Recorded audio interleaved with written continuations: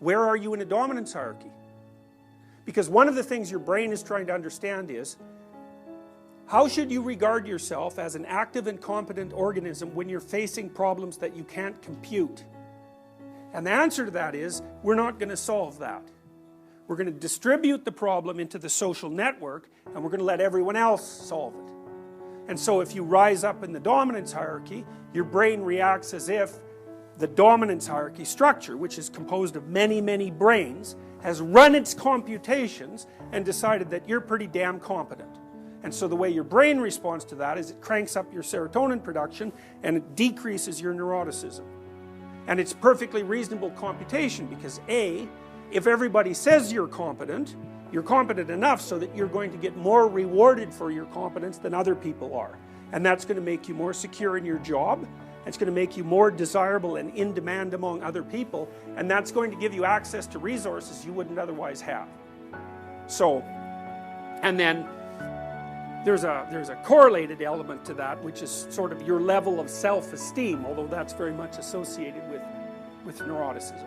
People with high self-esteem generally have low levels of negative emotion. It's not clear that those are separable phenomena.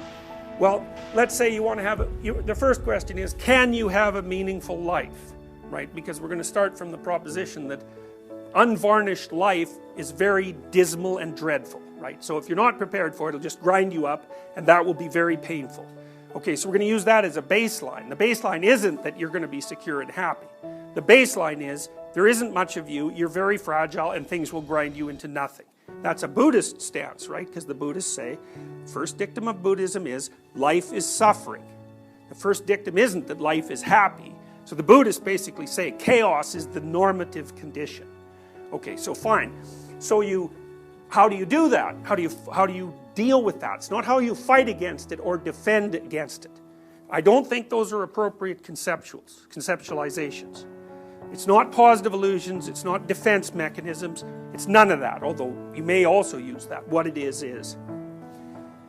do you have an intimate relationship that works? Do you have a family that's networked well together and strong? Do you have some sort of interesting occupation that regularizes your schedule, gives you something productive to do on a long-term basis, is stable and productive, right? Do you have something that you find engaging to do, or maybe more than one thing outside of work, right? And are you compromising your mental and physical health by doing any things that are particularly stupid?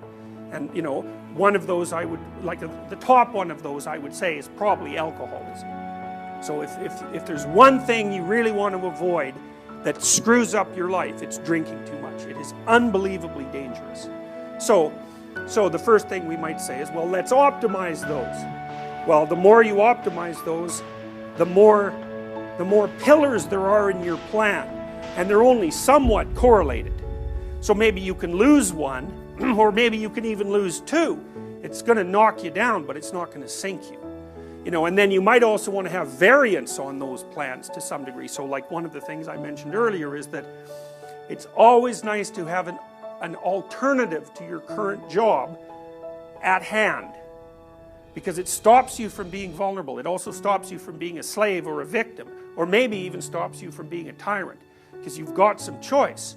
So you diversify your hierarchy of plans, essentially. Just like you can think about it as stock market investing in some sense. It's a very analogous idea.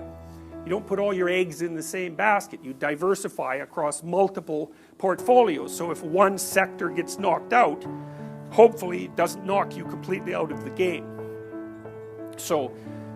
And that's partly what I guide you through in the future authoring program too, because it asks you to consider what I think are the main 6 dimensions of your life.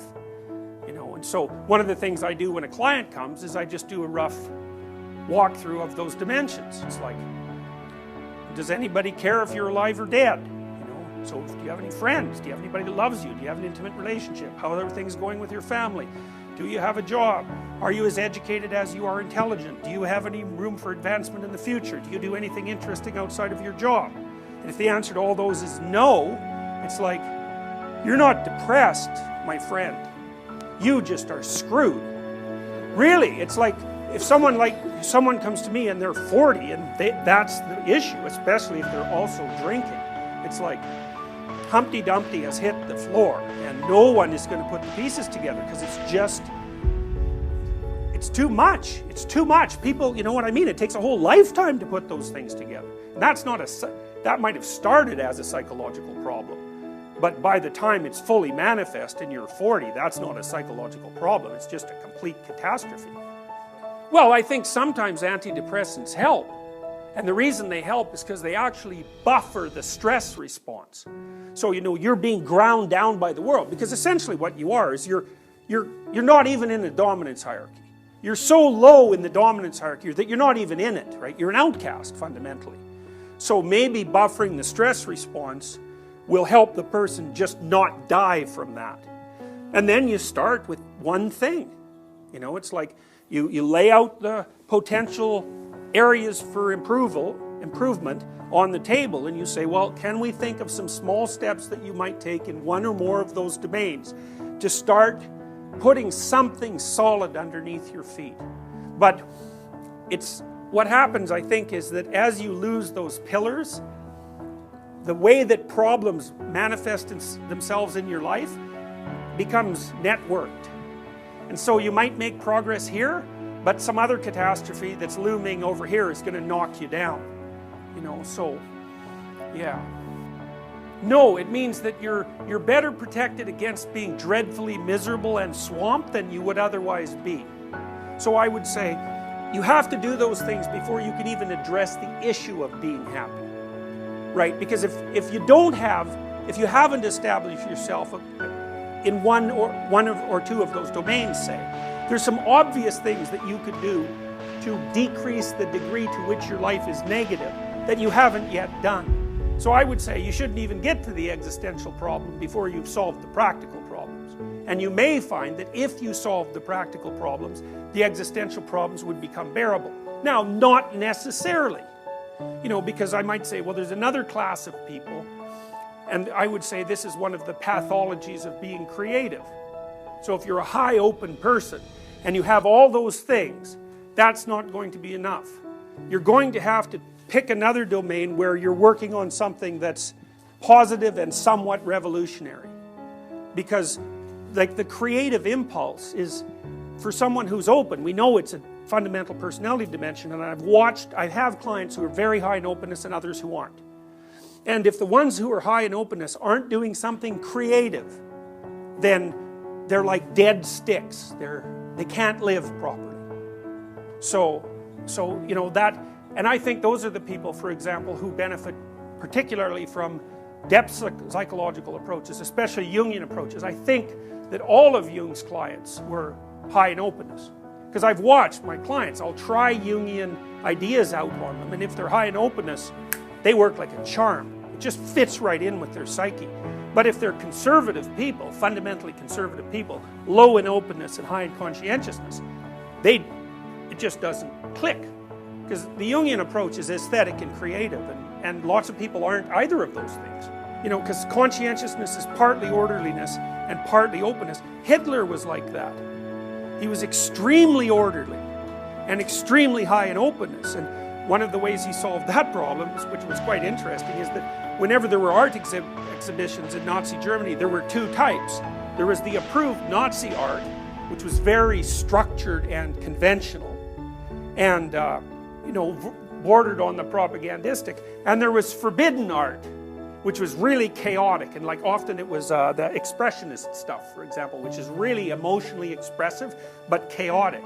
And Hitler would have both exhibitions going on at the same time, and one of them would be forbidden and the other would be approved, you know. So, but the problem with orderliness is that you want everything to be in its category, and no wonder. We've described why that is. But if you're open, you're always thinking, well, maybe there's a better way of putting those things in a category. And that's tough. So orderly, open people are always at odds with themselves, you know. So, right, and it looks like industriousness is the part of conscientiousness that predicts long-term life success, and orderliness is the part that predicts conservative political attitudes. But low openness is also associated with conservative political attitudes.